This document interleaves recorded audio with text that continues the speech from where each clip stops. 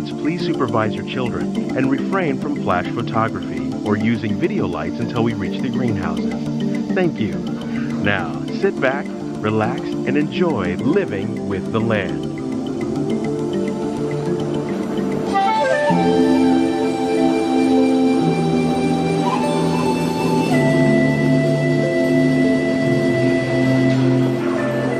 Welcome to a voyage of discovery and awareness of the richness, the diversity, and the often surprising nature of living with the land. Our journey begins as dramatic and sudden changes are sweeping over the land. The approaching storm may seem violent and destructive to us, but to nature, it's a new beginning in the cycle of life.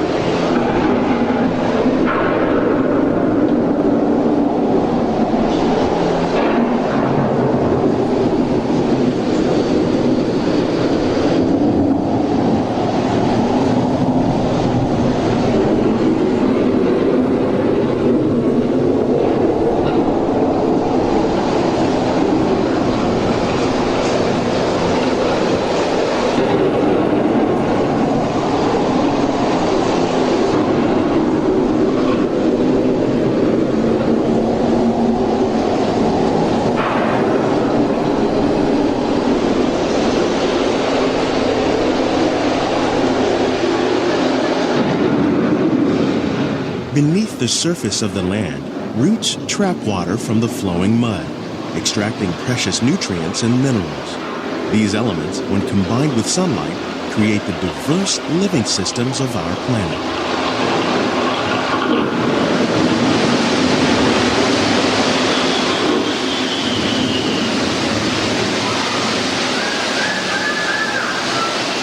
One of those living systems is the rainforest, home to the most amazing concentration of life on our planet.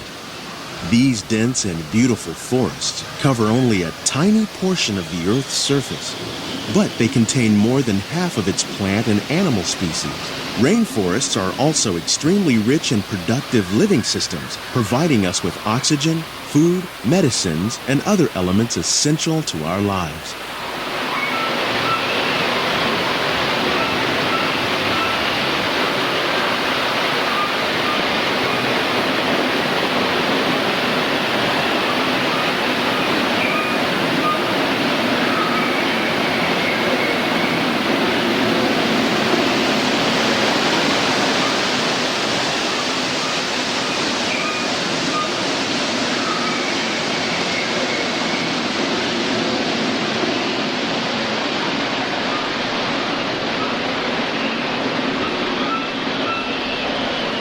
In the desert, nature has created a very different, but no less beautiful living system. And while this arid landscape may seem lifeless, it is very much alive. The plants and animals that have learned to survive in these harsh conditions make use of what little water they can find and avoid the scorching rays of the relentless sun.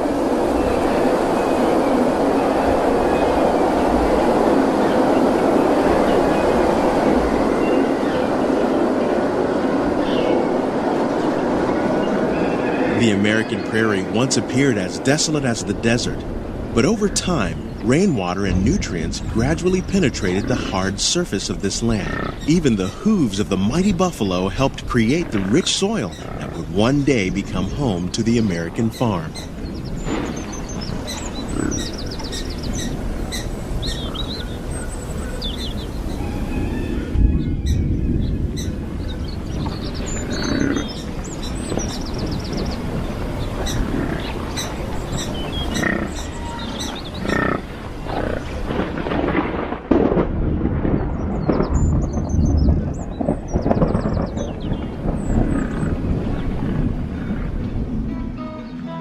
Of all the forces at work on the land, humans have had one of the most profound effects.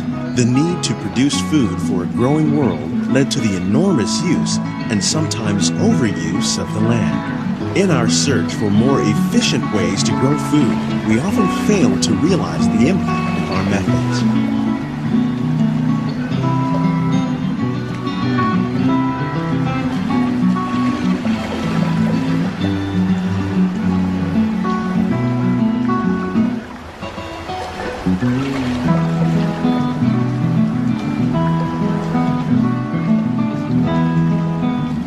Today, we're learning to live with the land, discovering better ways to grow food that will assure both human and environmental well-being.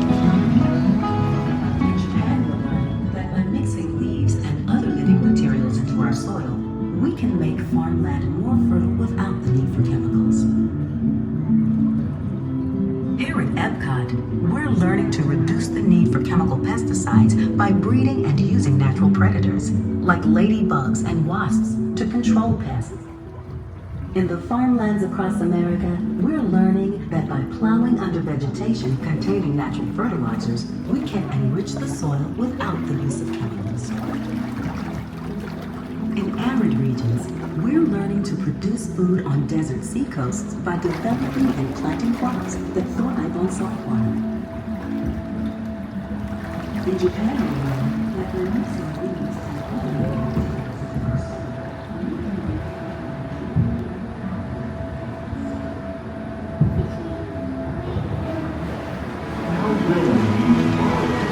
Here at EPCOT, we're learning to reduce the need for pesticides by using natural predators like ladybugs and wasps to control pests.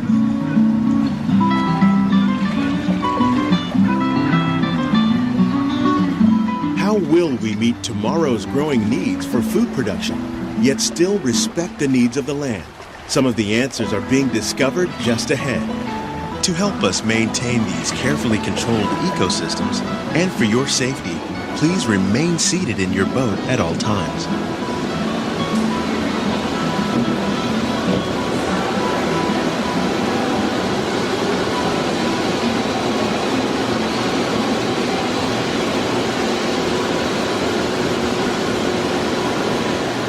Welcome to our living laboratories, where scientists from EPCOT and the U.S. Department of Agriculture are exploring innovative ways to produce bountiful harvests now and into the future.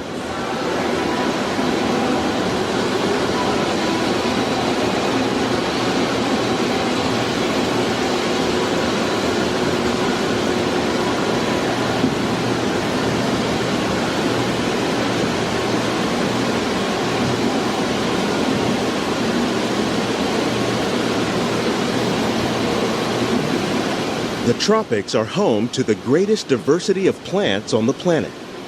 Many of these, like papaya, bananas, cacao, coffee, and rice, are well known around the world. These are just a few of the edible plants that have been an important source of nutrition for people living in the tropics. Many are rich in vitamins and minerals, while others are well adapted to growing in less than ideal conditions.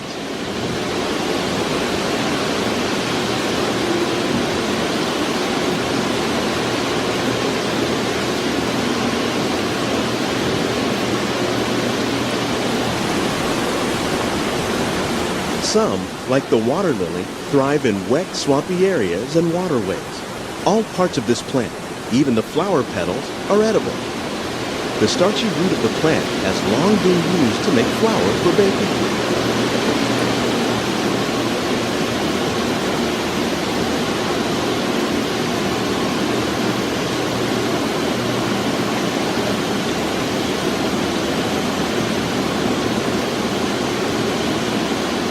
One day, many of these lesser-known tropical plants may be as important as the bananas growing on both sides of the boat. More than 28 million tons of bananas are eaten annually, making it the most popular fruit in the world.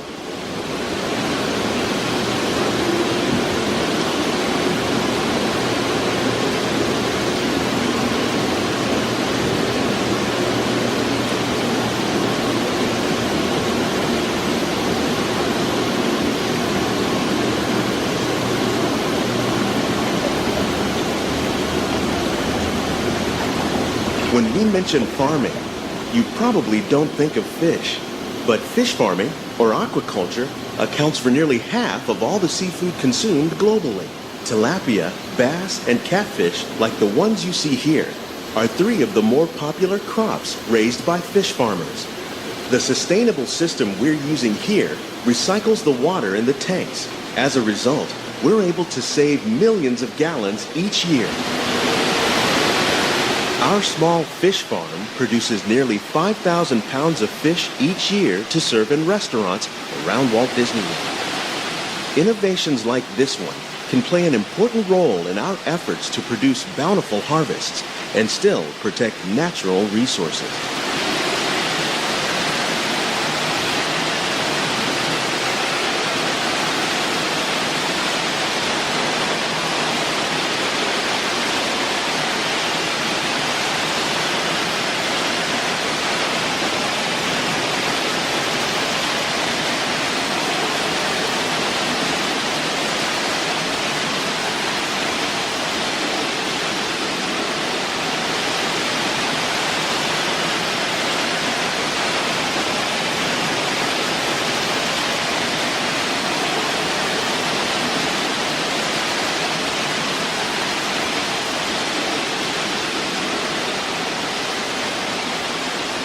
While there are more than 50,000 edible plant species in the world, most of us are only familiar with the handful that make up our everyday diet.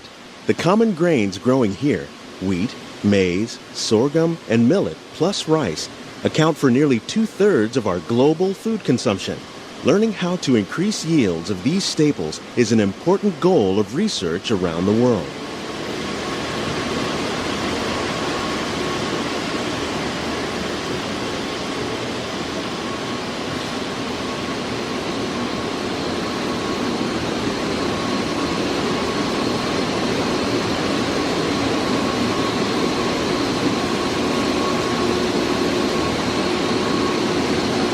These plants are definitely on their way up. Innovative growing techniques like these increase yields while more efficiently using resources like water, fertilizer, and pesticides. Another innovation at work here is our integrated pest management program. By populating our greenhouses with beneficial insects that prey on harmful pests like aphids and flies, we are significantly reducing our reliance on conventional pesticides. We're growing these crops using our nutrient film system. This technique precisely controls and recycles water and nutrients. With it, we can produce over 27,000 heads of lettuce a year in this one small area.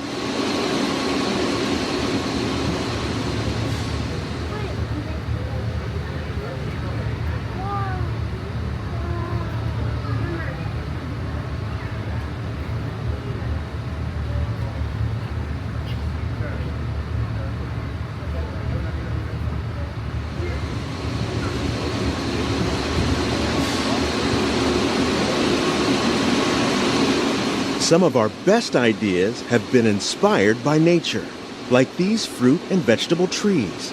By growing these ground plants vertically, we can increase yields and better control diseases. These crops taste as good as they look. In fact, we serve more than 15 tons of produce from our greenhouses in restaurants here at the land every year.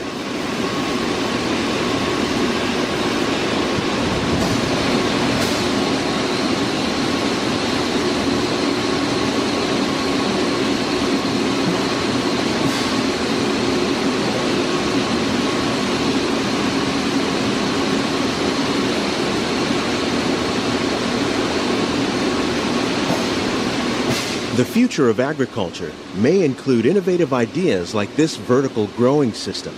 Plants grown in this way use a fraction of the space required by traditional growing methods. That saves water and increases production. The aquaponics system on your left combines hydroponics with aquaculture. The fish provide a natural source of fertilizer for the plants, and the plants help keep the water clean for the fish. It's another great way to produce more while using less. In our lab, EPCOT scientists are working with the U.S. Department of Agriculture on a number of innovative projects. The goal of these efforts is to produce higher yielding and better quality plants.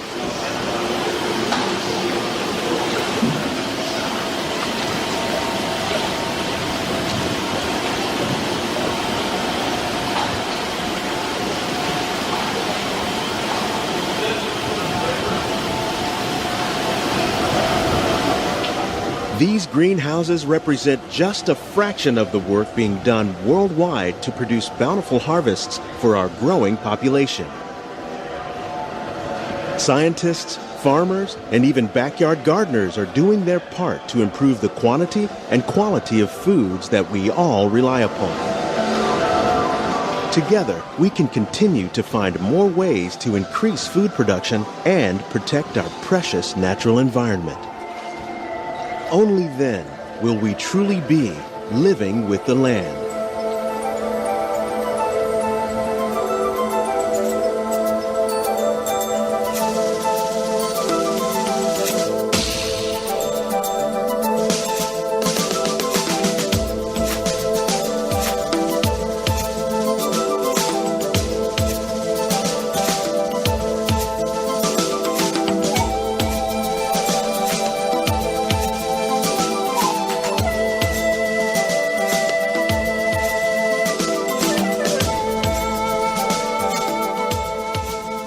If you enjoyed this video, make sure to give it a thumbs up, subscribe to Living the Theme and hit that bell icon so you never miss an update. Until next time, keep living the theme.